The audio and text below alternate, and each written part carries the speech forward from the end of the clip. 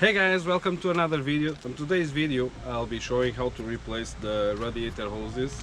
If you saw my last video, I replaced the coolant and the thermostat on the Micra, but I realized that the hose was not in very good condition, so I will replace these two for new ones. I have new parts here, of course, and I will be replacing it.